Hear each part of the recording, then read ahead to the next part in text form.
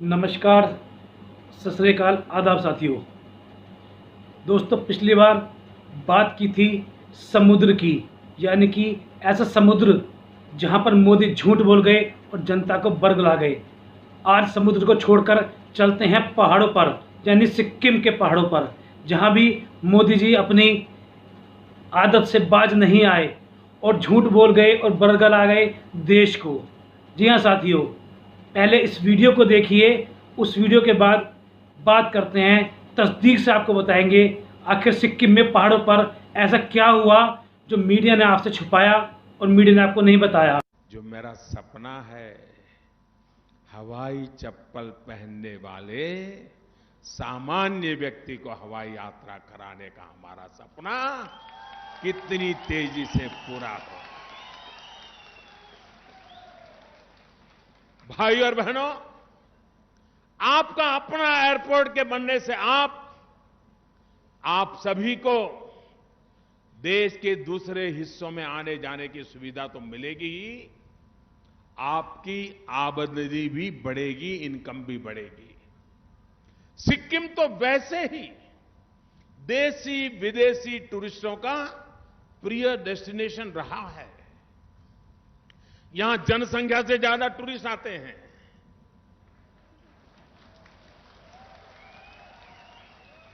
मुझे बताया गया है कि एयरपोर्ट ना होने के बावजूद राज्य की कुल आबादी से 1.5 गुना पर्यटक यहां आते हैं। अब ये एयरपोर्ट बन जाने के बाद पर्यटकों की संख्या इतनी सीमित नहीं रहने वाली है। मान के चलिए, इस दिवाली में ही दिखाई देगा, इस दुर्गा पूजा में ही दिखाई देगा कि किस प्रकार से टूरिस्टों का मेला लगने वाला है। यहां एयरपोर्ट सिक्किम के नौजवानों के लिए रोजगार का नया गेटवे साबित होने वाला है और इसकी वजह से यहां hotel, motel, guest house, camping site, home stay, tourist guide, restaurant कितने ही। और टूरिज्म ऐसा है, गरीब से गरीब आदमी भी कमाता है। सिंग चना बेचने वाला भी कमाएगा, फूल पौधे बेचने वाला भी कमाएगा, ऑटो रिक्शा वाला भी कमाएगा, गेस्ट हाउस वाला भी कमाएगा और चाय बेचने वाला भी कमाएगा। साथियों, वीडियो तो आपने देख ही लिया होगा। अब इसके बारे में विस्तार से आपको बताता हूं। तारीख थी 24 सितंबर 2018। स्थान था सिक्किम राज्य। मौका था सिक्किम राज्य के एकमात्र इकलौते एयरपोर्ट का उद्घाटन, जिसका नाम था पाक्योंग एयरपोर्ट। साथियों, सिक्किम में ये पहला ही एयरपोर्ट था, अभी तक एयरपोर्ट नहीं था। इवेंट और समारोह किया गया, उसके हीरो वही थे नरेंद्र मोदी जी। बड़ी बड़ी बातें की गई, बड़ी बड़ी बातें बताई गई, लेकिन वीडियो के अंत तक आपको पता चल जाएगा कि इस योजना का भी हश्र क्या हुआ, क्यों ये फेल हुई और इस पर किस तरह से सियासती राजनीति गरमाने लगी और मीडिया ने छुपाया उस बात को, जो बात मीडिया को सबसे पहले जनता को बतानी चाहिए थी। साथियों, पाक्योंग एयरपोर्ट सिक्किम में बनाया गया। इसकी लागत थी कुल 605 करोड़। समुद्र तल से लगभग 4000 फीट की ऊंचाई पर इसको बनाया गया। 201 एकड़ की जमीन में इसको फैलाया गया। कुल मिलाकर इसकी हवाई पट्टी यानी कि रनवे 2.25 किलोमीटर की थी। समुद्र तल से बहुत ऊंचाई होने के कारण भौगोलिक स्थिति ऐसी थी कि इसको पत्थरों को, पहाड़ों को काट काट कर इसका रनवे और इस एयरपोर्ट को बनाया गया। इस एयरपोर्ट को दूसरा एक इसका महत्वपूर्ण एस्पेक्ट ये भी था कि इस एयरपोर्ट से मात्र 60 किलोमीटर की दूरी पर ही चीन का बॉर्डर प्रारंभ हो जाता है। ऐसा सोचा गया था कि भविष्य में कभी चीन से युद्ध होगा तो इस एयरपोर्ट को बेस बनाकर चीन से मुकाबला हम कर सकते हैं। और ये बात भली भांति सभी तकनीकी पक्ष जानते थे, चाहे वो एयरपोर्ट अथॉरिटी ऑफ इंडिया हो, चाहे वो भारत सरकार हो, चाहे राज्य सरकार हो, चाहे कोई इंजीनियर जो इसमें लगे हुए थे। इस बात का सबको पता था कि इस एयरपोर्ट का क्वालिटी का, गुणवत्ता का कितना महत्वपूर्ण योगदान रहेगा भविष्य में जो कंडीशन आज चल रही है चाइना के साथ में। इसकी प्लानिंग के संबंध में बताया गया कि इस एयरपोर्ट से दिल्ली, गुवाहाटी और कलकत्ता इन तीनों को जोड़ा जाएगा और कुछ दिन बाद ही पूरे देश में हवाई जहाज़ की उड़ानें यहाँ से बढ़नी शुरू हो जाएंगी। ये भी बताया गया कि इस एयरपोर्ट को दुनिया में सबसे सुंदर एयरपोर्ट माना गया है और लोगों ने इसे यहाँ तक कहा गया कि ये एयरपोर्ट मात्र एयरपोर्ट नहीं, इंजीनियरिंग का चमत्कार है। मोदी जी ने इस एयरपोर्ट के बारे में बताया कि ये भारत का 100वां एयरपोर्ट है, जो झूठ था। मोदी जी ने बताया कि उनकी सरकार ने पिछले 4 सालों में लगभग 35 नए एयरपोर्ट बनाए हैं, जो झूठ था। मोदी जी ने बताया कि 1 साल में, चुनावी वर्ष से 1 साल पहले लगभग 1000 नए हवाई जहाज़ों का ऑर्डर दिया गया है, यानी कि 1 साल बाद 1000 वो और 400 पुराने, यानी कि 1400 हवाई जहाज आज की तारीख में होने चाहिए थे। मोदी जी ने ये भी झूठ बोला।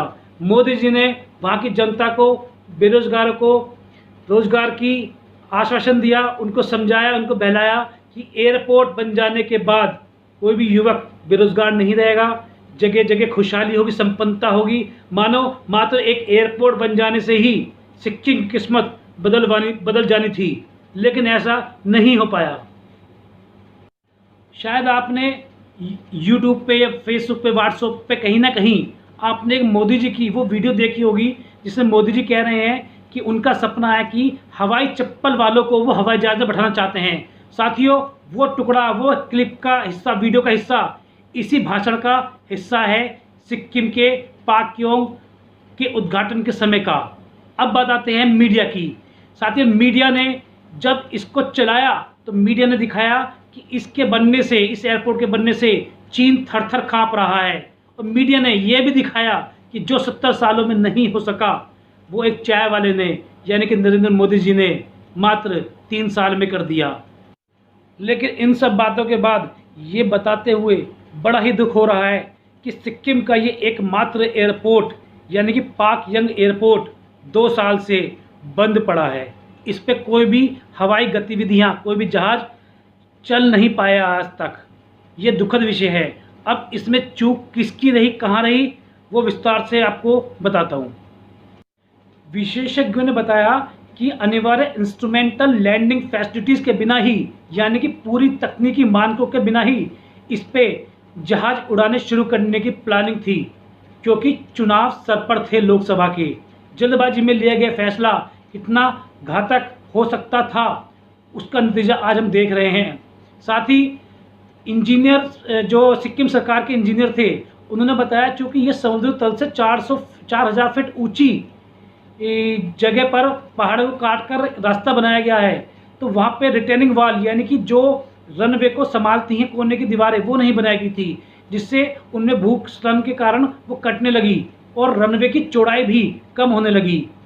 वहीं पे पीडब्ल्यूडी के इंजीनियर्स ने बताया कि इनका बेस बहुत कमज़ोर बनाया गया था, क्योंकि जल्दबाजी में बना था। वहीं अथॉरिटी ने बताया, एयरपोर्ट अथॉरिटी ने, कि हम इसको फ्लाइंग ऐश डालकर इसका बेस मजबूत कर देंगे, लेकिन ये तो कोई सोल्यूशन नहीं हुआ।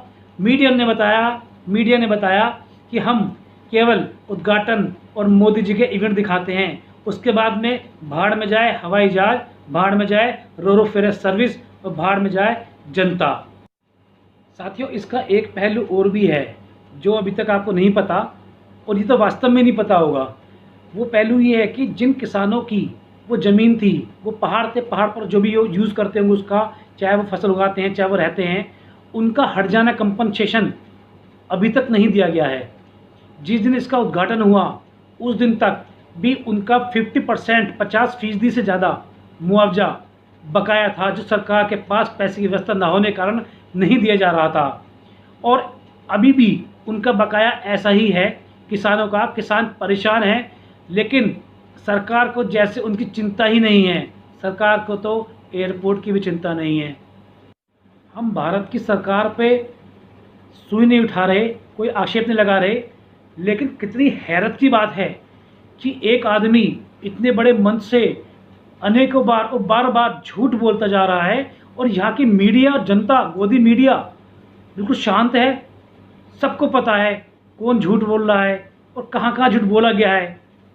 आम पब्लिक को पता है, गांव के किसान को पता है, गांव के चौपाल पर बैठने वाले बुजुर्ग को पता है, एक काम करने वाली बाई को पता है, रिक्शा चलाने वाले को पता है, एक हलवाई को पता है, एक नौजवान को पता है, एक छात्र को पता है, एक छात्रा को पता है, एक बच्चे को पता है, एक मिस्त्री को पता है। और साहब अब लॉकडाउन के बाद तो हर मजदूर को पता चल गया है कि आप झूठे हैं। लेकिन आप देखिए, ताज्जुब की बात देखिए, इतने बड़े लोकतंत्र वाले देश में, भारत में, गोदी मीडिया केवल भगत बनी हुई है ना। आश्चर्य, कितनी गंभीर बात है ये। अगर सोचो तो बहुत गंभीर बात है कि जो भी बोल दे मीडिया वही सही है। कोई कहने वाला नहीं है कि आपने यहाँ गलत बोला, आपने वहाँ गलत बोला, जो मीडिया के मुंह में आए। जैसा सरकार ने कहा उसको उसमें नमक मिर्च मसाला लगाकर उसको अच्छी तरह से परोस दिया जाता है जनता को, और जो चाहने वाले हैं वो उसे खुश होकर खाते हैं, चाहे उसमें नमक ज़्यादा हो, मसाले ज़्यादा हो, और चाहे उसमें नमक हो ही ना। इसलिए मेरा आपसे अनुरोध है कि इस गोदी मीडिया का बहिष्कार करके जो सच्चाई, जैसे पुण्य प्रसून वाजपेयी हैं, अभिषार शर्मा हैं, आपके NDTV रवीश कुमार जी हैं, इनकी बातें सुना कीजिए। आप इन गोदी न्यूज़ चैनल को छोड़ दीजिए, इनका बहिष्कार कीजिए और सच्चाई जानिए। अगर आप आज सच्चाई नहीं जानेंगे तो आने वाले भविष्य, बच्चे, औलाद, हमारे पोते, हमारी पोतियाँ क्या कहेंगी कि हमारे बुजुर्ग नालायक थे, उनके कान नहीं थे, उनकी आँख नहीं थी, वो उस समय चुप रहे।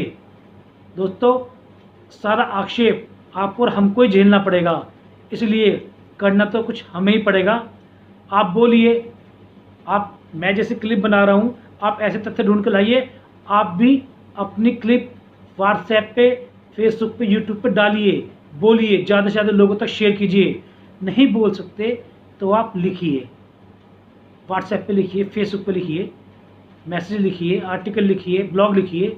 नहीं लिख सकते तो फिर आप फ़ोन पे लोगों को बताइए अपने मन की बात, सच्चाई क्या है।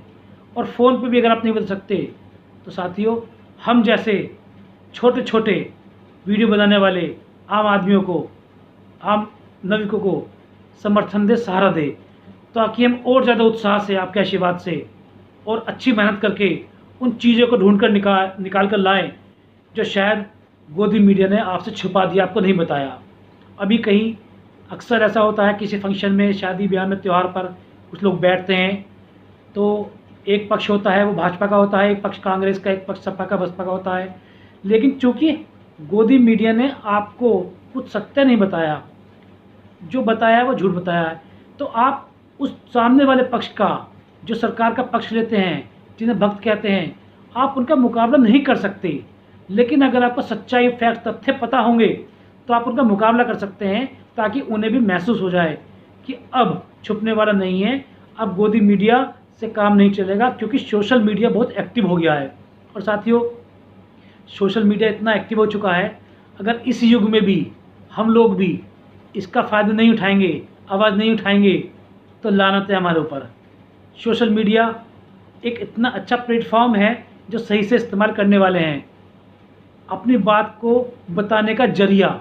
मैं अपनी बातें बताता हूँ, इतने लाइक्स, कमेंट, सब्सक्राइब आते हैं। कुछ लोग ये कहते हैं कि आप डेली बनाओ, कुछ लोग ऐसे भी हैं जो कहते हैं कि आप झूठ बोलते हो। उनको मेरा खुला चैलेंज है, तुमको मेरा खुला चैलेंज है, सम्मान के साथ में, बरादरवाद के साथ में, भाईचारे के साथ में। मित्र आओ, मुझसे मिलो, मुझे फ़ोन करो, मैं तुम्हें संतुष्ट करूँगा कि मैं गलत नहीं हूँ, गलत तुम हो। मैं झूठा नहीं हूँ, झूठा तुम्हारा नेता है। मैं झूठा नहीं हूँ, झूठी तुम्हारी मीडिया है। और तब भी भरोसा ना करो तो मेरे खिलाफ़ कानूनी कार्रवाई करो। मैं जाने को तैयार हूँ हर उस जगह जहाँ सच्चाई होगी। इसलिए आप मेरा साथ दें ना दें, लेकिन मन से सच्चाई ज़रूर उगलिए। वो कुछ भी नहीं कर सकते, छत पे खड़े होकर अकेले बोलिए। साथियों, हम कोई प्रोफेशनल पत्रकार तो है नहीं, खबर ढूंढनी पड़ती है, निकालनी पड़ती है।